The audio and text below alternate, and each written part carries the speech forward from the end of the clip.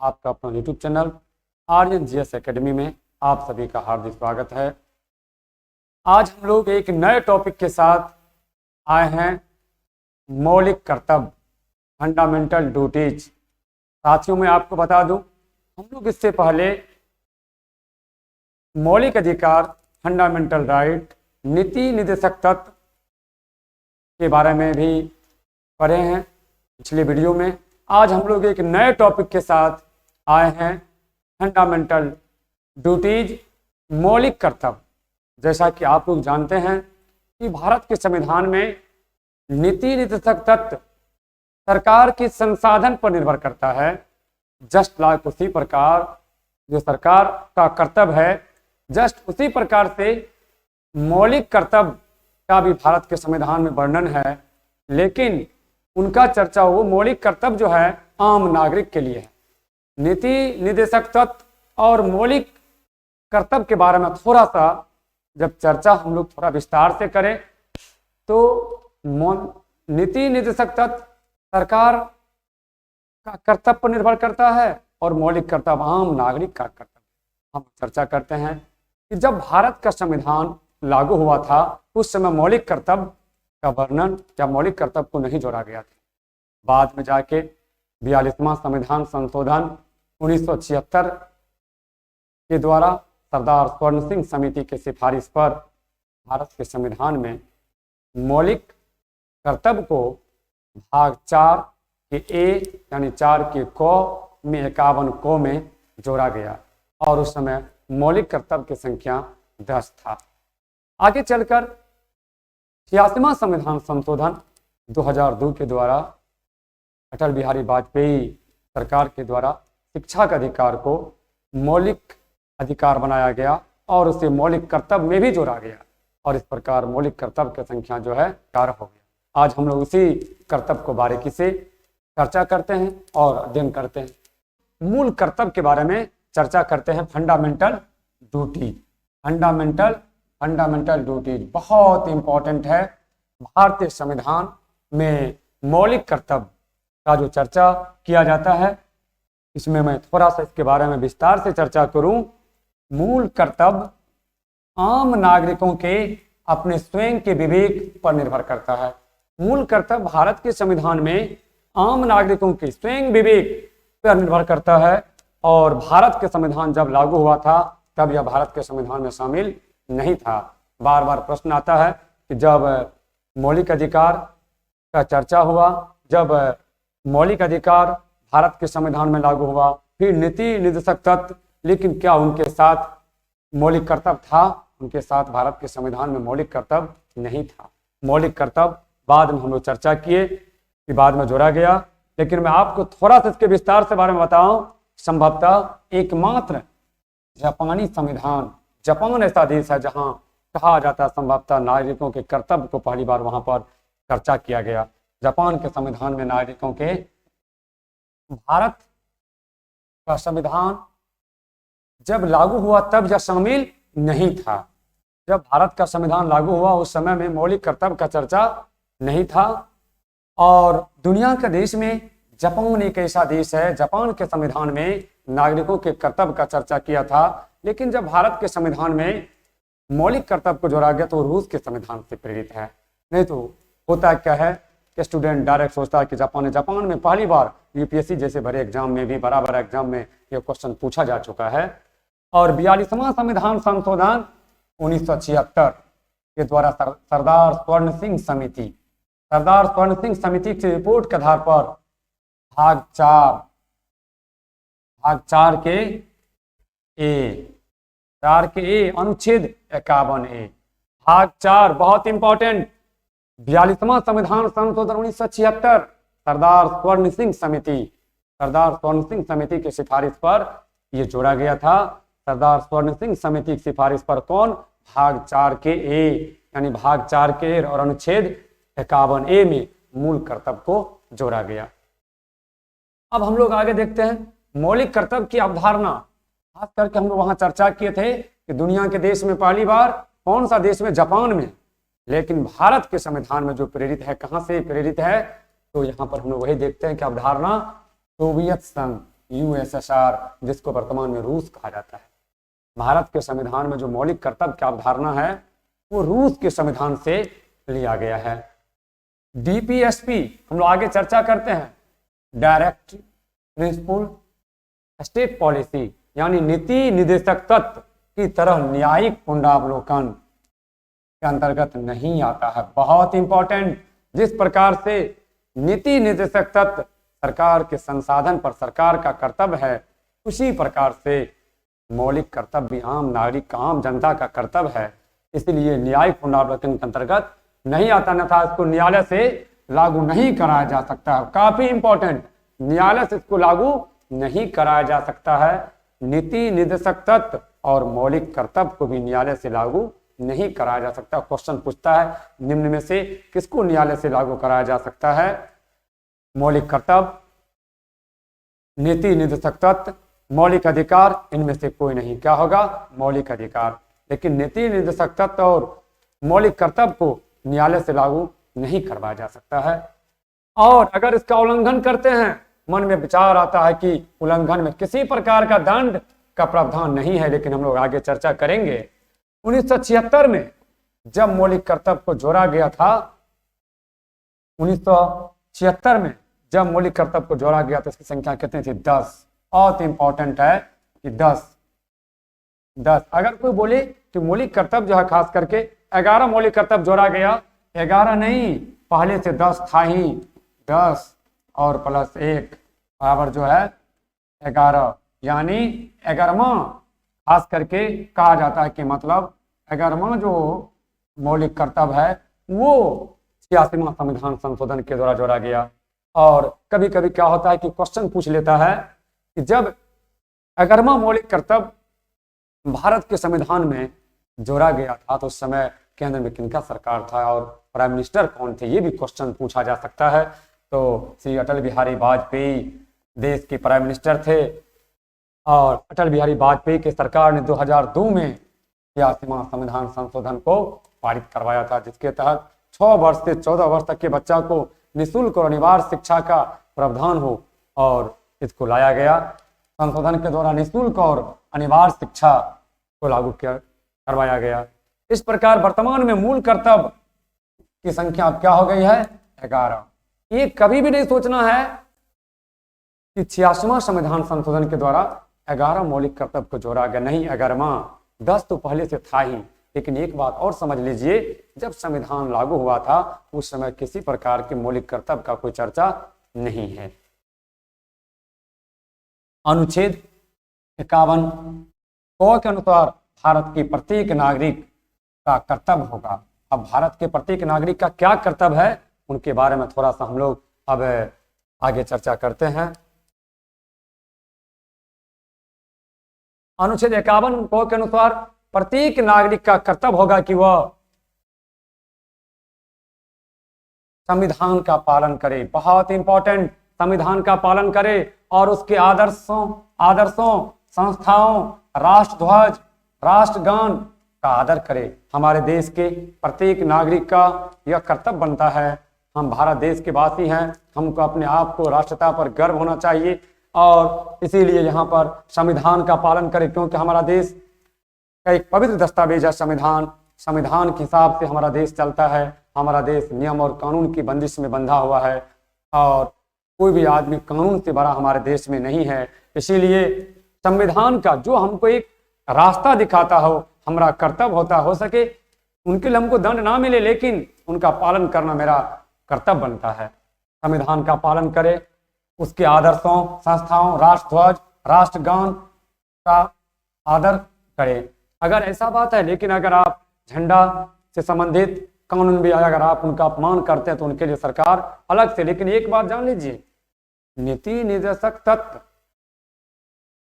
को जिस प्रकार से उसके उल्लंघन पर भी या उसको न्यायालय में चुनौती नहीं दिया जा सकता है, लेकिन मौलिक कर्तव्य के बारे में कहा गया जब संसद को आवश्यकता पड़ेगी उनको लागू कराने के लिए वो कानून बना सकते हैं।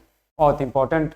आगे हम लोग अब दूसरा मौलिक कर्तव्य है स्वतंत्रता के लिए हमारे राष्ट्रीय आंदोलन को प्रेरित करने वाले उच्च आदर्शों को हृदय में संजोए रखे और उनका पालन करे। दोस्तों, जो हमारे देश की आज़ादी के लिए बहुत सारे वीर सपूत फांसी के फंदे पर झूल गए। हमारे देश में देश की आज़ादी के लिए न जाने कितने वीर सपूत अपना कुर्बानी दिया, और उनके प्रति आदर और प्रेम का भाव हमारे दिल में रहना ही चाहिए। ये हमारा कर्तव्य बनता है। स्वतंत्रता के लिए हमारे राष्ट्रीय आंदोलन को प्रेरित करने वाले उच्च आदर्शों को हृदय में संजोए रखे। बहुत इंपॉर्टेंट बात है, जिनको हर बच्चा को, हर आदमी को, हर भारत के नागरिक को ये जानना चाहिए। आगे देखते हैं। भारत की संप्रभुता, एकता और अखंडता की रक्षा करे और उसे अक्षुण्ण रखाए बनाए रखे। भारत की जो संप्रभुता है, जो एकता है, जो अखंड भारत की कल्पना है, आज भी आप देखिएगा हम लोग आपस में बंट जाए, लेकिन देश की जब राष्ट्रता की बात आती है हम लोग को वहां डट के खड़ा रहते हैं। जैसे आप देखिएगा भारत के संविधान में इंडिया और भारत का चर्चा है। जब भारत कहने का मतलब है उत्तर में चाहे उत्तर में लद्दाख, जम्मू कश्मीर, नीचे में दक्षिण कन्याकुमारी, तमिलनाडु, और अगर पूरब में बात करता अरुणाचल प्रदेश का वलांगू या किबुथु, और पश्चिम भारत में अगर हम बात करते हैं तो सरक्रिक। आज भी आप देखिएगा ये भारत का जो सीमा है, इनके अंदर की अगर गतिविधि तमाम होते तो हम भारतीय के नाम पर अपने आप को गर्व होता है। आप देखिएगा तिरंगा के सामने सब आदमी तिरंगा को सलाम करते हैं कि हम भारतीय होने का अपने आप पर गर्व है। लेकिन वही बात अगर अंतर्राष्ट्रीय स्तर पर कोई समझौता होता है, संधि होता है, इंडिया के नाम से होता है। और भारत ये क्वेश्चन यूपीपीसीएस में और कई एग्जाम में पूछा जा चुका है कि मतलब भारत के संविधान में इंडिया का दो नाम, इंडिया और भारत के नामों का विशेष रूप से चर्चा है। इसीलिए देश की रक्षा करें और आह्वान किए जाने पर राष्ट्र की सेवा करें।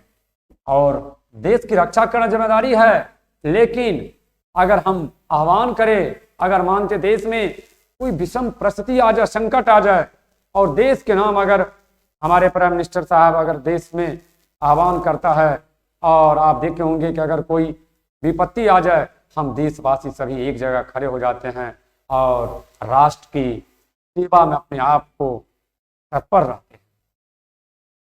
समरसता और समान भ्रातृत्व की भावना का निर्माण करें, जो धर्म, भाषा और प्रदेश या वर्ग आधारित सभी भेदभाव से परे हो। मतलब क्या? आपस में भ्रातृत्व, हम सभी आपस में भाई हैं, आपस में भाई भाई, हिंदू हो, मुस्लिम हो, सिख हो, ईसाई हो, जैन हो, हमारे देश के जो भी नागरिक हैं, मतलब सभी के बीच में एक वैचारिक समरसता, जैसे भ्रातृत्व की भावना, आपस में एक भाईचारा की भाव बना के हम लोग रहे, तब हमारा देश ही विकास कर सकता है। कितनी खूबसूरत लाइन ये जोड़ा गया है भारत के संविधान में, ये मौलिक कर्तव्य में। ऐसी प्रथाओं का त्याग करें जो स्त्रियों के सम्मान के विरुद्ध है। बहुत इंपॉर्टेंट, ऐसी एक भी प्रथा को आप जगह ना दे जो हमारे समाज में माँ, बहनें, बेटी, बहू का सम्मान ना करे। ये उच्च नैतिक आदर्श प्रस्तुत करती है कि आप ऐसी प्रथाओं का त्याग कर जो स्त्रियों का सम्मान के विरुद्ध हो। आप जानते हैं हमारे समाज में, किसी भी समाज का अगर विकास होता है उस समाज में महिलाओं का अहम योगदान होती है। आज अगर घर में अगर महिलाएं अगर जिम्मेदारी उठा रही है, और अगर कोई घर, कोई राष्ट्र, कोई परिवार अगर विकसित करता है, हर आदमी का अहम योगदान, उसमें भी माँ का योगदान सबसे ज़्यादा होता है। इसीलिए स्त्रियों के प्रति सम्मान की भावना हो। अगर जो ऐसी प्रथा जो स्त्रियों के सम्मान के विरुद्ध हो, उनको हम लोग नकार देंगे। आगे चलते हैं। जो छठा है, हमारी संस्कृति की गौरवशाली परंपरा। कभी कभी साथियों एक चीज मैं बता दूं, मौलिक कर्तव्य का कई एग्जाम में क्रम भी पूछ लिया जाता है कि 2 नंबर में, जैसे स्वतंत्रता के लिए हमारे राष्ट्रीय आंदोलन को प्रेरित करने वाले उच्च आदर्शों को हृदय में संजोए रखे और उनका पालन करे। कई बार राजस्थान में, जिसमें यूपीपीसीएस में पूछा हुआ क्वेश्चन है। और 4 नंबर में बहुत ही इंपॉर्टेंट, देश की रक्षा करे और आह्वान किए जाने पर राष्ट्र की सेवा करे। इस हिसाब से क्वेश्चन पूछने की संभावना रहता है, पूछा भी गया है। हमारी संस्कृति की गौरवशाली परंपरा का महत्व समझे और उसका परिरक्षण करे। हमारी जो संस्कृति है, जो एक परंपरा आ रही है, आप जानते हैं, जो संस्कृति है, जो परंपरा है, उनको हम लोगों का हम लोगों को पालन करना ये हम लोगों का कर्तव्य बनता है। हमारी संस्कृति की गौरवशाली आप जब आप भारत के इतिहास को पढ़िएगा, प्राचीन से लेकर चाहे वो मौर्य वंश के इतिहास हो और विभिन्न प्रकार से, भारत विविधता में एकता का देश है। भारत की खूबसूरती आज भी कहीं आप देख सकते हैं, एक तरफ उत्तर भारत में हिमालय जैसी महान पर्वत से आच्छादित है, एक तरफ दक्षिण भारत में गर्मी पड़ता है, एक तरफ आप पूर्वोत्तर भारत में देखिएगा कि पर्वतीय इलाका है, एक तरफ कहीं मैदानी इलाका है, एक तरफ कहीं भाषा में, संस्कृति में विभिन्न प्रकार, लेकिन सब जब राष्ट्र की एकता की बात होती है हम सब आदमी एक मंच पर खड़े हो जाते हैं। यही हमारे देश का खूबसूरती है। देखिएगा प्राकृतिक पर्यावरण की जिसके अंतर्गत वन, झील, नदी, वन जीव है, रक्षा करे और प्राणी के प्रति दया भाव रखे। बहुत इंपॉर्टेंट साथियों, में एक चीज बता दूं, ये अनुच्छेद एक ऐसा इंपॉर्टेंट अनुच्छेद है, इनके तहत इसका नीति निर्देशक तत्व में भी इसका वर्णन है 48 को में, मतलब वन जीव का संरक्षण, प्राणियों प्रकृति का संरक्षण और वन जीवों की रक्षा की बात चर्चा किया गया। इसके लिए कानून भी बना हुआ है, वन जीव संरक्षण। अगर आप इसको हो सके कि इसके द्वारा आपको डायरेक्ट सजा ना दे, लेकिन इनके द्वारा जो वन जीव संरक्षण, देखिएगा 1972 में भी कानून बना था और पर्यावरण से जुड़ा हुआ, अगर आप ऐसा होता है तो फिर आपको उस हिसाब से दंड जो है दिया जा सकता है। इसीलिए ये बहुत इंपॉर्टेंट है। वैज्ञानिक दृष्टिकोण, मानववाद और ज्ञान भाव तथा सुधार की भावना का विकास करें। ज्ञान भाव तथा सुधार की भावना का विकास करें। वैज्ञानिक दृष्टिकोण, मानववाद और ज्ञान भाव तथा सुधार की भावना का विकास करे, ये भी बहुत इंपॉर्टेंट है। और जो 9वां मौलिक कर्तव्य है, सार्वजनिक संपत्ति को सुरक्षित रखे, बहुत इंपॉर्टेंट, और हिंसा से दूर रहे। आप देखे होंगे थोड़ा सा कोई सरकार का चाहे कोई पॉलिसी हो, कोई नीति हो, उनके विरोध में जब हम सभी छात्र रोड पर उतरते हैं तो आगजनी करके सरकार की संपत्ति को जला देते हैं। लेकिन जरा सोचते हैं, यह हम लोगों का कर्तव्य है, यह मेरा संपत्ति है, सरकार की संपत्ति नहीं है। आप जरा सोचिए, मेरा घर का अगर एक छोटा सा एक साइकिल का एक अगर रिम टूट जाता तो परेशानी है, और उतना बड़ा बड़ा रेल को मिनटों में लड़का जला देता है, लोग जला देते हैं। ये हमारा रेल का संपत्ति मेरा है, हमारा है, आपका है, सबका है। यानी कोई भी सार्वजनिक संपत्ति को सुरक्षित रखे और हिंसा से दूर रहे। हम अपनी बात शांति तरीका से संवैधानिक दायरा में रह के सरकार के सिस्टम का विरोध कर सकते हैं, लेकिन हिंसा का प्रयोग ना करेंगे, ना हम सरकार के संपत्ति को लॉस देंगे। 9वां, व्यक्तिगत और सामूहिक गतिविधियों के सभी क्षेत्रों में उत्कर्ष की ओर बढ़ने का सतत प्रयास करे। उत्कर्ष की ओर बढ़ने का सतत प्रयास करे, जिससे राष्ट्र निरंतर बढ़ती प्रगति और उपलब्धि, बहुत इंपॉर्टेंट, निरंतर बढ़ते हुए प्रगति और उपलब्धि की नई ऊंचाई को छू ले। साथियों, आप इसी से अनुमान लगा सकते हैं कि मौलिक कर्तव्य में कितना महत्वपूर्ण बात की चर्चा है। व्यक्तिगत आप स्वयं का विकास कीजिए, हर व्यक्ति को ऐसा अधिकार है।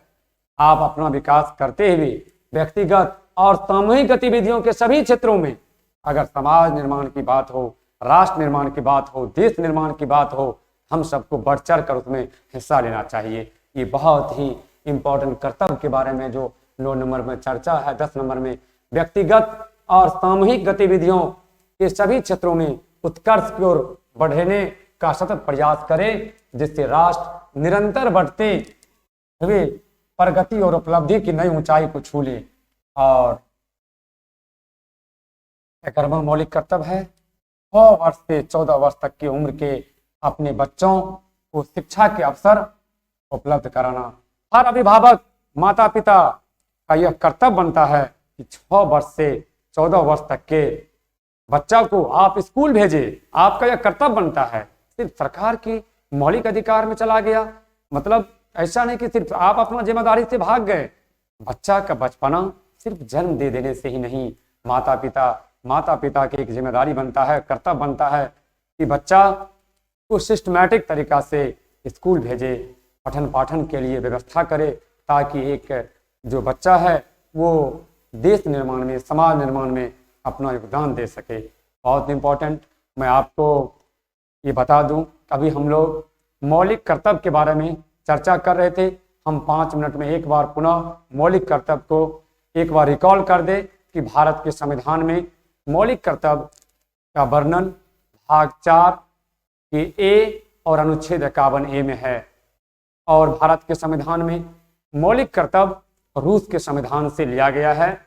जिस समय संविधान लागू किया जा रहा था उस समय में ये लागू नहीं था, लेकिन 42वां संविधान संशोधन 1973 के द्वारा संविधान में 10 मौलिक कर्तव्य को जोड़ा गया और बाद में 83वां संविधान संशोधन 2002 के द्वारा 11वां मौलिक कर्तव्य 6 वर्ष से 14 वर्ष तक के बच्चा के लिए निःशुल्क और अनिवार्य शिक्षा को बंद को भी मौलिक कर्तव्य में जोड़ा गया।